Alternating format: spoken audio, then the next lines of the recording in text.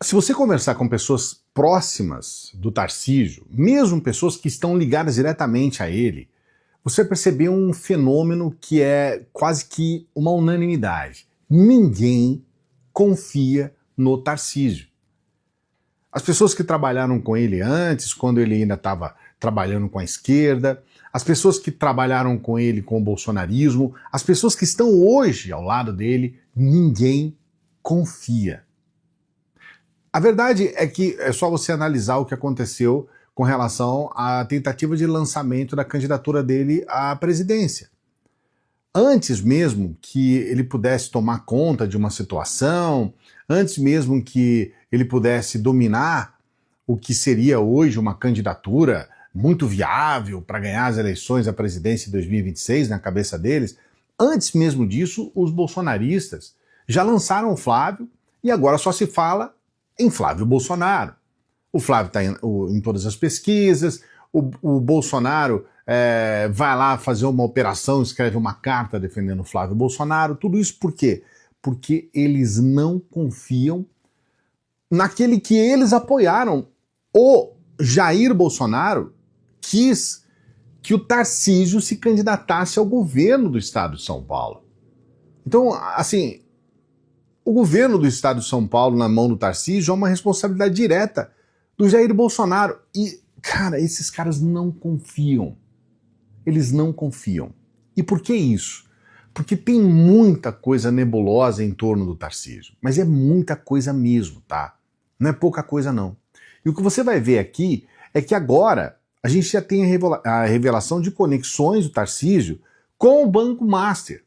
E isso vai explodir de uma tal forma em 2026 que não vai inviabilizar a candidatura dele à presidência, vai inviabilizar, inclusive, a reeleição dele ao governo do estado de São Paulo.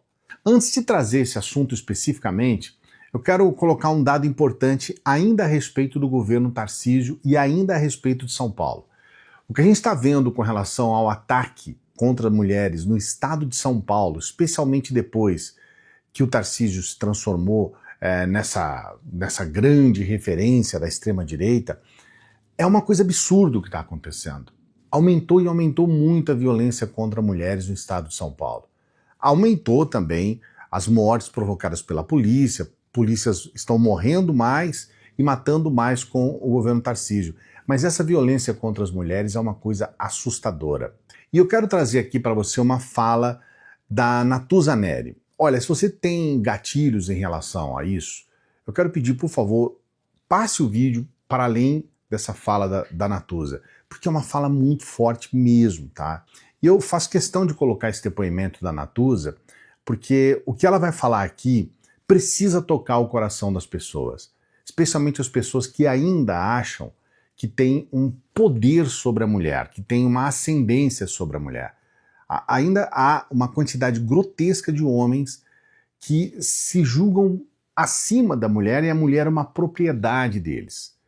Eu vejo isso como um problema enorme, porque a própria religião hoje, uma parte dessa religião, esse fundamentalismo religioso, ele diz que a mulher tem que ser submissa ao homem.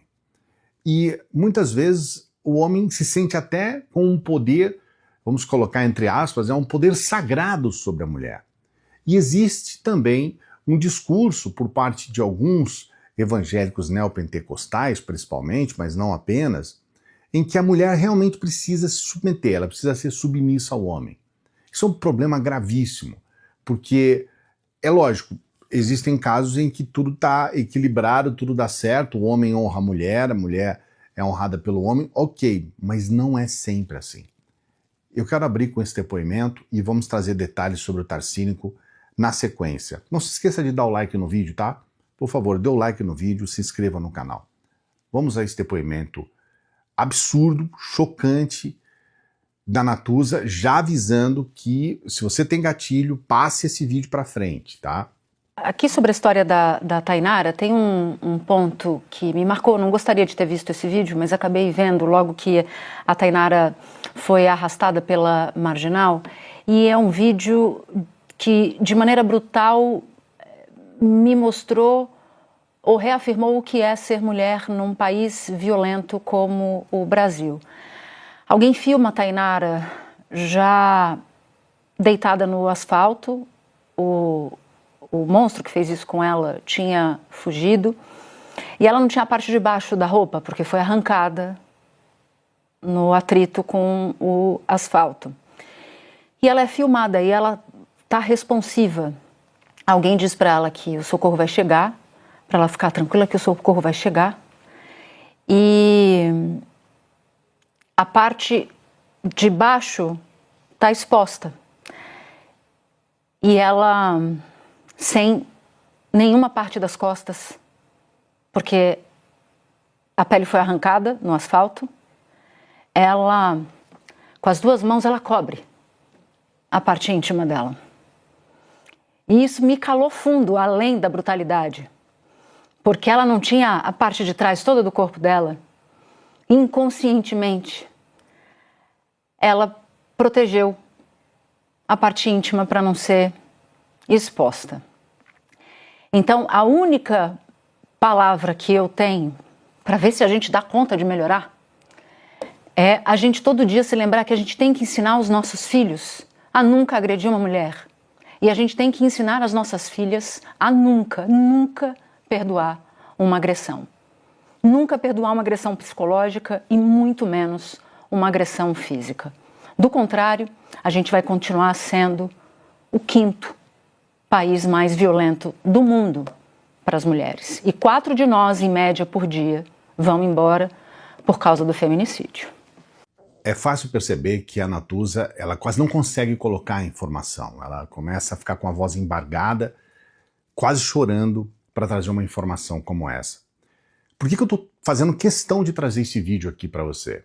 Porque quando a gente elege alguém, a gente está elegendo também uma política pública, a gente está elegendo uma cosmovisão, a gente está elegendo uma forma de pensar. Não é apenas um debate de esquerda ou direita. Aliás, quando eu me descobri esquerda, eu era menino, eu tinha pouco mais de 10 anos.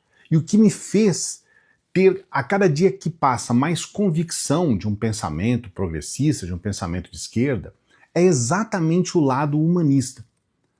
O lado de entender o ser humano como ser humano, não como uma coisa qualquer. Uma coisa, na verdade, a coisificação, como se falava na psicanálise. A ideia é você olhar para as pessoas e entender que ali existe uma vida e que essa vida precisa ser preservada, porque assim é, inclusive, as nossas leis. A coisa mais importante dentro do nosso ordenamento jurídico é a vida humana. Eu me recordo que, alguns anos atrás, quando começou esse movimento da extrema-direita no Brasil, era muito comum, até hoje é assim, a gente vê eles reproduzirem imagens de assassinatos e todo mundo feliz, eu gosto disso e tal. Eles classificavam aquilo como bandidos, a gente nem sabia ao certo se era bandido ou não, a gente nem sabia ao certo qual era o contexto ou não. E mesmo numa situação de um contexto X ou Y, ali havia comemoração de assassinatos. E esses assassinatos, sendo divulgados com exaustão, fizeram com que as pessoas começassem a ficar insensíveis para a morte. Era um processo, como ainda continua sendo, um processo de desumanização. A eleição do Tarcísio e a eleição do candidato dele à Prefeitura de São Paulo mostra isso pra gente. Eu não estou saindo do assunto do Tarcísio quando eu falo a respeito de feminicídio. Feminicídio registra recorde em São Paulo e brutalidade dos crimes assusta. Essa reportagem agora, desse mês, tá? Especialistas apontam que falta de priorização orçamentária e omissão social contribuem para o agravamento do problema. Veja bem, isso aqui é política, tá? Priorização orçamentária é lógico, é o orçamento do Estado. Omissão social é a mesma coisa. É política pública. Por isso que eu estou trazendo para você essa informação que é muito importante. A maioria dos crimes ocorre dentro de casa e é cometida por familiares e companheiros das vítimas. Olha, isso daqui que eu quero trazer para você. Olha só esse dado. É um dado desde 2016, tá? Portanto, a gente pode colocar um dado de aproximadamente 10 anos. Dados, aliás, são 10 anos, né? Seção de 2025, que casos foram contabilizados até outubro, tá aqui, ó. a gente começa a ter a contabilização de casos e só na cidade de São Paulo, tá? E a cidade de São Paulo tem recorde. Olha o que acontece em 2024 e olha o que nós temos em 2025. Não terminamos o ano de 2025, hein? Olha só o que tem acontecido em São Paulo. Então a gente teve alguns momentos em que foi alarmante o número, depois houve a possibilidade de reduzir e depois ele chega a esse patamar aqui. E aí, nós temos aqui o aumento de 6% dos casos de feminicídio no estado, o estado de São Paulo também. Esse aqui de cima é a cidade, aqui é o estado de São Paulo, tá? E a gente vê números absurdos. Gente, nós estamos falando em 2025 com 207 casos no estado de São Paulo, apenas no estado de São Paulo. Mulheres mortas por feminicídio. Tá? E em 2024 já era absurdo, 194. E aqui, eu trouxe dois trechos aqui para você da reportagem. O primeiro trecho. A brutalidade nas ações de homens que matam mulheres deixa incrédulo até quem possui experiência em se deparar com os mortos. A Folha, fotógrafa técnico-pericial Thelma Rocha, que tem mais de 30 anos de atuação nas ruas de São Paulo e atualmente trabalha no Departamento de Homicídios de Proteção à Pessoa Civil, detalhou o que vê ao chegar em uma cena de crime. Queimadas, amarradas, espancadas, mutiladas. Mas o que mais me chama atenção e muitas vezes me quebra são os ferimentos de defesa. Cortes nas mãos, nos braços, unhas quebradas. Isso me destrói, pois chega a passar a cena na minha imaginação. É muito cruel. Eu quero trazer um outro trecho aqui para você da mesma reportagem, tá? E é importante trazer esse trecho aqui, porque aqui nós temos o que eu estava dizendo antes sobre a internet. Ela alerta também para o aumento de discursos de ódio online contra mulheres, que alimentam a violência física e tornam a internet um canal de disseminação de misoginia. Embora o Brasil tenha regras como a Lei Maria da Penha, ela enfatiza que nem sempre elas se traduzem em proteção real. E aqui, ela fala para que isso aconteça são necessárias políticas públicas concretas, recursos e coordenação entre diferentes níveis de governo. Estou trazendo para vocês esses detalhes aqui, porque há um tempo atrás iniciou-se um discurso sobre a regulamentação das redes. E logo de cara, o que aconteceu? As pessoas começaram a dizer que não, que as redes não devem ser regulamentadas, é liberdade de expressão. A cada dia que passa, a gente tem percebido que se você proporciona, por intermédio da internet, o assassinato de mulheres, nós não estamos falando sobre liberdade de expressão. Nós estamos falando de atos criminosos. Se você proporciona o ataque a crianças, como a gente vê com muita frequência, as crianças sendo vítimas da internet, a gente não está falando sobre liberdade de expressão, nós estamos falando sobre crimes. Então veja bem, se as pessoas têm muita preocupação com relação à liberdade de expressão, elas deveriam defender então que seja uma regulamentação exclusivamente voltada para o cometimento de crimes. Crimes contra a mulher, olha, não há crime político, que seja isso, mas um pequeno avanço que seja, a gente precisa ter. Nem que seja mínimo, a gente precisa ter um avanço. A gente está entrando em 2026 com a necessidade de várias pautas. Falei no vídeo mais cedo sobre a necessidade da pauta contra a escala 6x1. Falo mais uma pauta aqui para 2026. A regulamentação das redes contra crimes bárbaros, como o que a gente tem visto com frequência. Não dá para você ir nas redes sociais e ver pessoas, esses tais red pills aí, fazendo discursos contra mulheres da forma mais cruel possível. Coloca aqui nos comentários que eu quero saber o que você pensa a respeito disso. Isso é importante, tá? É importante. Vamos colocar as conexões de Tarcísio com o Banco Master. Elas ganham peso em meio ao escândalo bilionário. Reportagem de agora há pouco, tá? É de hoje essa reportagem. Não é por acaso que Tarcísio de Freitas mantém forte articulação com o mercado financeiro da Faria Lima. O governador possui relações profundas com o núcleo do setor no Brasil. Aos poucos vai sendo revelada a rede que conecta o gestor bolsonarista ao maior escândalo bancário do país. E aqui nós temos uma situação muito clara. Durante a campanha eleitoral, Tarcísio recebeu 2 milhões de Fabiano Zettel, pastor e empresário, cunhado de Daniel Vorcaro, proprietário do Banco Master, preso pela Polícia Federal durante apurações de fraude bilionária. Jair Bolsonaro também recebeu 3 milhões em doação. Zettel não atuou apenas na doação política, ele é operador financeiro associado a fundos e empresas do conglomerado Master, como o Moriá Asset e a Super Empreendimentos. Veja bem, aqui nós temos uma outra questão que é também muito importante, que é essa loucura do Tarcísio de querer privatizar tudo. E tem uma privatização da EMAI e operações financeiras que o Tarcísio realizou. Essa privatização, por exemplo, que o valor é absurdo, 1 bilhão, né? Ela teve uma participação também com relação a esse escândalo. E aqui é importante, a prisão de Daniel Vorcaro, de ex-diretores do banco, no âmbito da Operação Compliance Zero, revelou movimentações consideradas suspeitas que podem alcançar 12 bilhões e meio em fundos. E aí, os fundos como Hans, Astralo e Murran destinaram juntos cerca de quase 1 bilhão ao Master. E aí, a gente tem o que de fato acontece. Esse episódio ele coloca Tarcísio sob forte escrutínio. O governador que construiu sua reputação defendendo privatizações e destacando eficiência administrativa, agora enfrenta questionamentos sobre sua relação com doadores conectados a um banco em crise e sobre a condução da privatização da EMAI, que teve a participação do banco. E aqui, antes de prosseguir, eu quero trazer para você uma questão importante.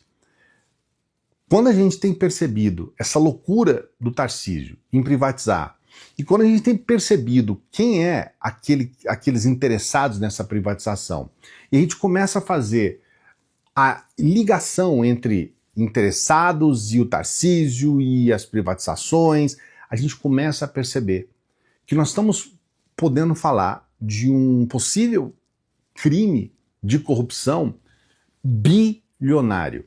Bilionário. E aqui não é pouco. É mais do que somados o Mensalão, o Petrolão e qualquer outro crime de corrupção associado ao PT, e a gente tem que levar em consideração que nesses crimes de Mensalão e Petrolão nós tínhamos todo o Centrão juntos, tanto que o presidente do partido do Bolsonaro foi preso por corrupção nesses escândalos, em um desses escândalos de Mensalão, Petrolão, escândalos que são associados ao PT, mas que na verdade tem o PP, o Partido Progressista, por trás, o PL e outros partidos. E aqui o resumo das ligações de Tarcísio com essa possível corrupção. Primeiro, essas doações eleitorais, né? O Fabiano Zettel, cunhado de Daniel Vorcaro, dono do Banco Master, foi o maior doador individual da campanha de Tarcísio, é o que mais doou individualmente, deu 2 milhões de reais de doação para o Tarcísio. Ele também é pastor operador financeiro ligado a fundos. E aí, como a gente disse agora, há suspeitas de que Zettel tenha participado de operações que aumentaram o patrimônio do banco do cunhado. Vínculo político financeiro direto com o Tarcísio. Aí a privatização da EMAI. E aí nós temos essa privatização, 1 bilhão do fundo Fênix. Então parte desses recursos da empresa, 160 milhões, foi aplicado em CDBs. E aqui a gente tem mais um caso de ligação com o Tarcísio. Exposição de fundos ligados ao Master. Fundos associados a Daniel Vorcaro investiram grandes valores no Banco Master. E aqui estão todos os fundos e absurdos valores, gente. 124 milhões, 622 milhões, 133 milhões, e aqui somados a gente já começa a chegar quase a 1 bilhão. E aí a gente tem essas instituições aqui. Além disso, nós temos os desdobramentos. Essa operação Compliance Zero levou à prisão de Vorcaro, ex-CEOs do banco, destaque para fundos investigados na fraude bilionária. E aqui eu quero trazer uma coisa aqui para você. O Tarcísio está associado a caso por doações e pela movimentação dos recursos da EMAI. E aqui nós temos essa situação.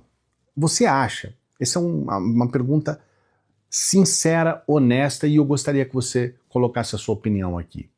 Você acha que todos esses escândalos, em que nós temos um nome que é um dos principais nomes, sendo um dos principais... Aliás, ele doou 2 milhões para o Tarcísio, mas ele também doou para o Bolsonaro, 3 milhões. Então ele doou para Bolsonaro, doou para Tarcísio uma fortuna. E agora a gente está vendo o que de fato estava por trás. Você acha que isso vai conseguir chegar até os bolsonaristas? Você acha que eles vão em algum momento reconhecer que existem fortes indícios de corrupção envolvendo o próprio Tarcísio e o Bolsonaro? Porque a gente percebe que o tempo todo eles dizem, não tem um caso de corrupção com o Bolsonaro. Você acha que eles vão conseguir entender o que está acontecendo? Coloca aqui nos comentários. Não se esqueça de dar o like no vídeo. Seu like é muito importante. Dê o like no vídeo, se inscreva no canal. Faça a sua inscrição aqui no canal. Aproveite essa oportunidade que a gente sempre coloca aqui, porque dá tempo este ano de 2025, você começar a ter uma renda extra. E ainda nesse ano você já pode ter a sua primeira venda. Assim como a gente tem aqui, eu sempre faço questão de colocar esses depoimentos aqui, porque são depoimentos reais, e logo na primeira venda, logo no primeiro trabalho, você está vendo aí mais de R$160. A gente não está falando que você vai ter uma renda extra que vai te transformar no novo Elon Musk. Não é isso. É um dinheirinho a mais que vai entrar para te ajudar a fazer uma viagem, a ter umas férias, a ter comprar alguma coisa bacana. A gente viu uma pessoa que a gente colocou aqui que teve uma compra de uma máquina de lavar. Eu achei muito legal isso, uma máquina de lavar nova. Essas questões que nós estamos falando aqui. Se você tiver interesse em saber como que você pode ter essa renda extra, tá aqui no primeiro comentário fixado. Só você descer aqui, tem um comentário fixado, é só você entrar lá, você vai direto para o WhatsApp, e lá no WhatsApp eu mesmo explico para você. E eu sempre peço para as pessoas que chegam no final dos vídeos para ajudar o nosso trabalho. Todos os dias a gente trabalha para você. E o que a gente pede?